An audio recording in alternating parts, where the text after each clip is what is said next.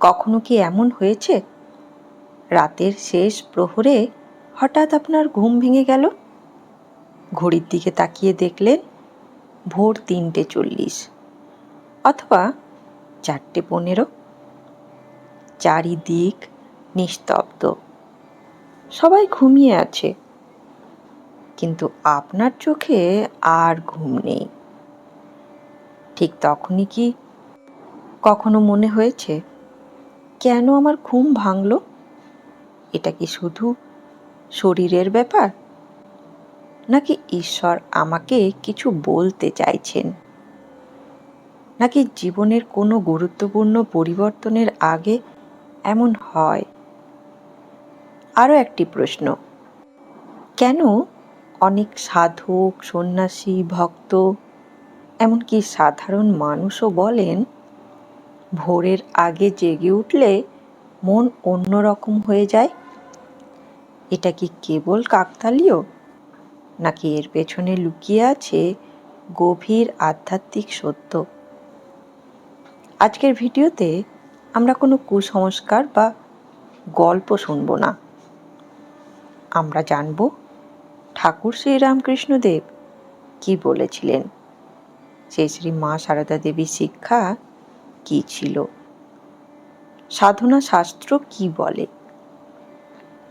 এবং বাস্তব জীবনের আলোকে ভোরের বেলা ঘুম ভেঙে যাওয়াকে আমরা কিভাবে দেখব। ভিডিও শেষ অংশে এমন একটি বিষয় বলবো যা জানার পরে হয়তো আগামীকাল ভোরে আপনার ঘুম ভাঙলে আপনি আর বিরক্ত হবেন না, বরং সেটিকে আশীর্বাদ মনে হবে। জানেন, আমরা মানুষ হিসেবে সবসময় কোনো না কোনো সংকেত খুঁজি। কোনো ঘটনা ঘটলে ভাবি এর পেছনে নিশ্চয়ই কোনো কারণ আছে। কিন্তু জানেন, আধ্যাত্মিক জীবনে একটি গুরুত্বপূর্ণ বিষয় হলো প্রতিটি ঘটনাকে অলৌকিক ভাবার দরকার নেই। আবার প্রতিটি ঘটনাকে শুধুমাত্র শারীরিক বলেও উড়িয়ে দেওয়া ঠিক নয়। ঠাকুর শ্রী রামকৃষ্ণদেব বলতেন, যার ঈশ্বরে মন, সে সর্বত্র ঈশ্বরের লীলা দেখতে পায়। অর্থাৎ ভক্তের কাছে জীবনের ছোট্ট ছোট্ট ঘটনাও ঈশ্বরকে স্মরণ করিয়ে দেয়। কিন্তু সেটি অন্ধবিশ্বাস নয়, সচেতন উপলব্ধি। আসুন জানি ভোরবেলা কেন আধ্যাত্মিকভাবে বিশেষ সময়। ঠাকুর শ্রী রামকৃষ্ণদেব বহুবার ব্রহ্ম মুহূর্তে জপ ধ্যানের কথা বলেছেন। ভারতীয় সাধনা পদ্ধতিতে সূর্যোদয়ের প্রায় 1.5 ঘন্টা আগের সময়কে বলা হয় ব্রহ্ম মুহূর্ত। এই সময়ে মন তুলনামূলক শান্ত থাকে, পরিবেশে শব্দ কম থাকে, ইন্দ্রিয়ের টান কম থাকে, তাই ঈশ্বর চিন্তা সহজ হয়। কিন্তু প্রশ্ন হলো, আপনি যদি সাধনা নাও করেন, তবুও কেন অনেক সময় এই সময়ে ঘুম ভেঙে যায়? এর উত্তর আরও গভীরে। আসুন জানি, ঘুম ভেঙে যাওয়া মানেই কি ঈশ্বরের সরাসরি বার্তা?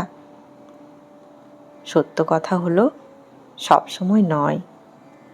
অনেক সময় এর কারণ হতে পারে শারীরিক পরিবর্তন, মানসিক চাপ, অভ্যেস, বয়স, অথবা ঘুমের স্বাভাবিক চক্র। কিন্তু আধ্যাত্মিক দৃষ্টিতে প্রশ্নটা অন্য। প্রশ্ন হলো, ঈশ্বর কি সেই মুহূর্তটিকে ব্যবহার করতে পারেন? উত্তর হলো হ্যাঁ, অবশ্যই। ঈশ্বর অনেক সময় বড় বড় অলৌকিক ঘটনার মাধ্যমে নয়, সাধারণ ঘটনার মাধ্যমেও আমাদেরকে ডাক দেন। ঠাকুর শ্রী রামকৃষ্ণদেব বলতেন, ঈশ্বরকে ডাকলে তিনি সাড়া দেন।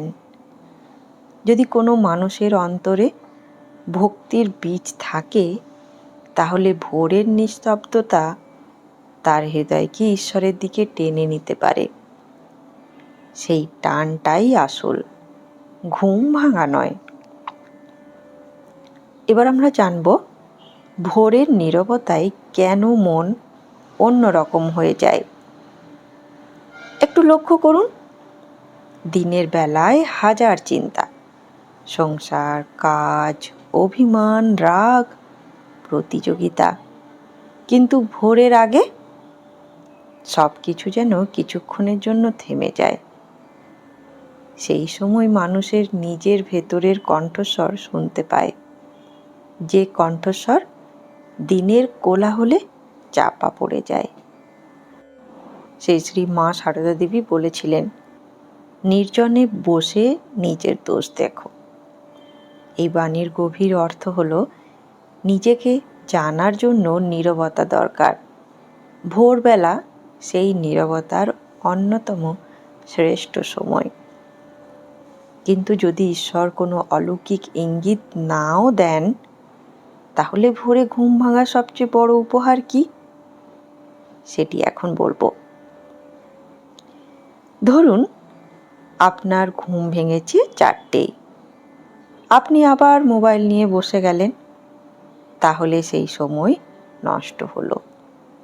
কিন্তু যদি মাত্র 10 মিনিটও জপ করেন, প্রার্থনা করেন, কৃতজ্ঞতা জানান, তাহলে সেই সময় আশীর্বাদে পরিণত হতে পারে। ঠাকুর বলতেন, এক হাতে ঈশ্বরকে ধরো, আর এক হাতে সংসার করো। ভোরের কয়েক মিনিট সেই ঈশ্বরকে ধরার সুযোগ। চলুন এবার জানি, অনেক সময় ভোরে ঘুম ভাঙার কেন আত্মসমীক্ষার ডাক হতে পারে। জানেন, জীবনের ব্যস্ততায় আমরা নিজেদের ভুলে যাই, কিন্তু ভোরের নিস্তব্ধতায় হঠাৎ মনে পড়ে কাউকে কষ্ট দিয়েছি, কোনো ভুল করেছি, কোনো অপূর্ণ কাজ রয়ে গেছে, কোনো সম্পর্ক ভেঙে যাচ্ছে। এগুলো এক ধরনের জাগরণ। তাই ভোরে উঠে যদি নিজের জীবনকে নতুন করে দেখতে পারি, তাহলে সেটাই বড় ইঙ্গিত। চলুন এবার আমরা জানব ঈশ্বরের ইঙ্গিত কেমন হয়। অনেকেই আমরা ভাবি, স্বপ্নে কিছু দেখলাম, ঘুম ভাঙল, মানে ঈশ্বর নিশ্চয়ই বিশেষ বার্তা দিলেন। কিন্তু সাধু সন্তরা এ বিষয়ে সতর্ক থাকতে বলেছেন, কারণ সব সময় অনুভূতি আধ্যাত্মিক নয়, অনেক কিছুই মনে সৃষ্টি হতে পারে।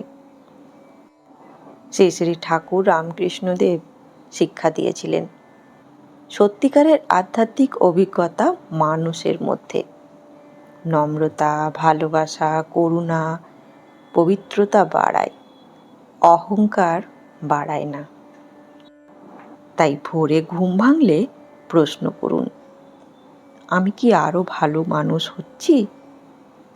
এই প্রশ্নটাই আসল। চলুন এবার জানব, কেন অনেক সাধকের ঘুম ভোরে নিজের থেকেই ভেঙে যেত। কারণ তাদের মন ঈশ্বরমুখী ছিল। যেখানে মন যায়, শরীরও ধীরে ধীরে সেই দিকে অভ্যস্ত হয়। নিয়মিত জপ, ধ্যান করলে অনেকের স্বভাবতই ভোরে ঘুম ভাঙে। এটি কোনো ম্যাজিক নয়, এটি মন ও জীবনের রূপান্তর।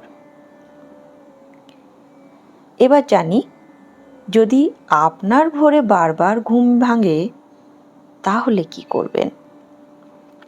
প্রথমে ভয় পাবেন না, এটিকে অশুভ ভাববেন না, অতিরঞ্জিতও করবেন না। শান্তভাবে বসুন, কয়েক মিনিট নাম জপ করুন, প্রার্থনা করুন। বলতে পারেন, ঠাকুর, আজকের দিনটি তোমার চরণে সমর্পণ করলাম। অথবা, মা, আমার মনকে সৎ পথে পরিচালিত করো। এইটুকুই যথেষ্ট।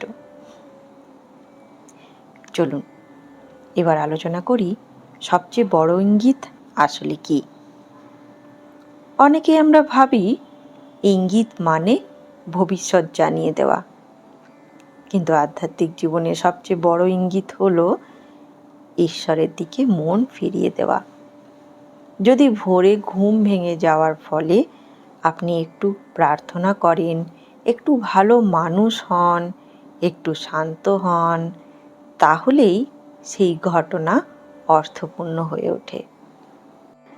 তাহলে বন্ধুগণ, ভোরবেলা ঘুম ভেঙে গেলে কি ঈশ্বরে কোনো ইঙ্গিত দেন? এর সরল উত্তর হলো সবসময় অলৌকিক বার্তা নয়, কিন্তু সেই মুহূর্তটি ঈশ্বরের স্মরণে ব্যবহার করার সুযোগ অবশ্যই হতে পারে। ঠাকুর শ্রী রামকৃষ্ণ দেব আমাদের শিখিয়েছেন ঈশ্বরকে স্মরণ করতে। শ্রী শ্রী মা সারদা দেবী শিখিয়েছেন মনকে শুদ্ধ করতে। ভোরের নিস্তব্ধতা সেই দুই পথকেই সহজ করে দেয়। তাই আগামীবার যদি ভোরে আপনার ঘুম ভেঙে যায়, বিরক্ত হবেন না, মোবাইল হাতে নেবেন না। 2 মিনিট চোখ বন্ধ করে বলুন, ঠাকুর তুমি আছো, মা তুমি আমার সঙ্গে আছো। হয়তো সেই মুহূর্তেই আপনার দিনের সবচেয়ে সুন্দর শুরু হয়ে যাবে। ধন্যবাদ, ভালো থাকবেন। ভিডিওটি ভালো লাগলে অবশ্যই ভিডিওটিকে একটি লাইক, শেয়ার এবং চ্যানেলটিকে সাবস্ক্রাইব করতে ভুলবেন না। ভিডিওটি কেমন লাগলো কমেন্ট বক্সে আপনার মতামত অবশ্যই জানাবেন। জয় ঠাকুর, জয় মা, জয় স্বামীজি।